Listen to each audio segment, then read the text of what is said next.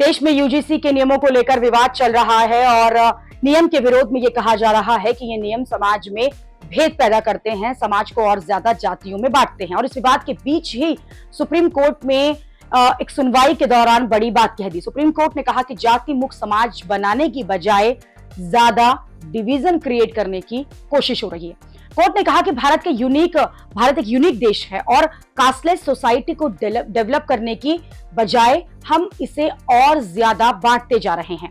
Supreme court में यह टिप्पणी chief justice of India justice Suryakant ने की। दरअसल सुप्रीम कोर्ट में एक याचिका डाली गई जिसमें यह मांग की गई थी कि जो 2027 में जनगणना होनी है उसमें विमुक्त घुमंतु जनजातियों की विशेष श्रेणी में रखा जाए, लेकिन इस मांग को ही खारिज कर दिया गया। यानी कि याचिका में ये मांग की गई कि जो गैर अधिसूचित खानाबदोश जातियों को एक अलग श्रेणी के रूप में शामिल किया जाए, लेकिन जब कोर्ट में ये याचिका पहुंची तो कोर्ट ने इस मांग को ही खारिज कर दिया। कोर्ट ने साफ साफ कहा है कि एक नीतिगत निर्णय है और ये कोर्ट के अधिकार क्षेत्र में नहीं आता। हालांकि कोर्ट ने याचिकाकर्ता को संबंधित अधिकारियों के समक्ष अपनी बात रखने की छूट दी है। सुनवाई के दौरान जब याचिकाकर्ता के वकील ने ये कहा कि सरकार जो है वो भी इसके पक्ष में है, लेकिन किसी वजह से ये मामला छूट गया।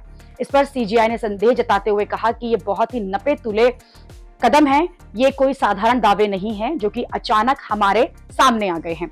ये समाज को विभाजित करने की गहरी साजिश है और ये एजेंसियां जो हैं वो भारत के भीतर नहीं है। यदि हम जांच करेंगे तो पता चल जाएगा कि इन्हें कहां से रूट किया जा रहा है। लेकिन याचिकाकर्ता की दलील थी कि इन जनजातियों के साथ बहुत ही अन्याय हुआ है। ये बताया गया कि खानाबदोश जनजातियां जो हैं वो ब्रिटिश शासनकाल में आपराधिक श्रेणी में रखी गई थी और अब वो आपराधिक जनजाति अधिनियम में नहीं है और ऐसा कोई तरीका निकाला जाए ताकि ये जनजातियां जो हैं वो पीछे ना रह जाएं और उन्हें जनगणना में छोड़ ना दिया जाए।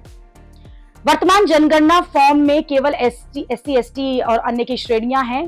याचिकाकर्ता ने मांग की कि एक अलग श्रेणी बनाई जाए ताकि ये समुदाय जो हैं वो उसमें आ सके और फिर इनकी सही जनसंख्या का पता चल सके। याचिकाकर्ता ने दावा किया कि आखिरी बार इन समुदायों की गणना जो है वो साल 1913 में हुई थी। याचिका में यह भी कहा गया कि भारत में करीब 10 से 12 करोड़ की आबादी वाले इन समुदायों को आजादी के बाद कभी अलग से गिना नहीं गया।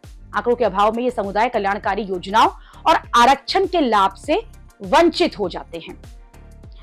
लेकिन कोर्ट में ये सभी दलीलें नहीं चली। खंडपीठ ने याचिका को ही खारिज कर दिया और याचिकाकर्ता दक्षिण कुमार बजरंगी को इस विषय को लेकर रजिस्ट्रार जनरल और भारत के जनगणना आयुक्त के समक्ष पेश करने को कहा। बेंच ने कहा कि हमारी राय में जनगणना प्रक्रिया के दौरान वर्गीकरण या फिर उपवर्गीकरण मूलतः नीतिगत क्षेत्र में आता है, जिस पर सक्षम प्राधिकारी को निर्णय लेना चाहिए और इस मुद्दे को अदालत में चुनौती जो है वो नहीं दी जा सकती है। इस बार जो जनगणना हो रही है उसमें जाति जनगणना भी हो रही है और आपको बता दें कि आजादी के बाद ये पहली जाति जनगणना होगी। लेकिन कुछ लोग ये चाहते हैं कि जाति जनगणना के अंदर भी वर्गीकरण हो जाए। यूजीसी के मुद्दे पर सुनवाई करते हुए भी सुप्रीम कोर्ट ने इस बात पर ही जोर दिया कि हमें कास्टलेस सोसाइटी जो है वो बनानी चाहिए, लेकिन इतने सालों बाद भी हम समाज में जाति के भेद को मिटा नहीं पाए और अब भी कोर्ट यही बात कर रहा है। यही बात यूजीसी के नियम का विरोध करने वाले सामान्य वर्ग भी कर रहा है कि ऐसे नियम लाकर समाज में जाति की खाई को और चौड़ा किया जा रहा है। ऐसे नियम लाकर अब कॉलेजों में भी दोस्तों के बीच जाति के भेद को बढ़ाया जाएगा।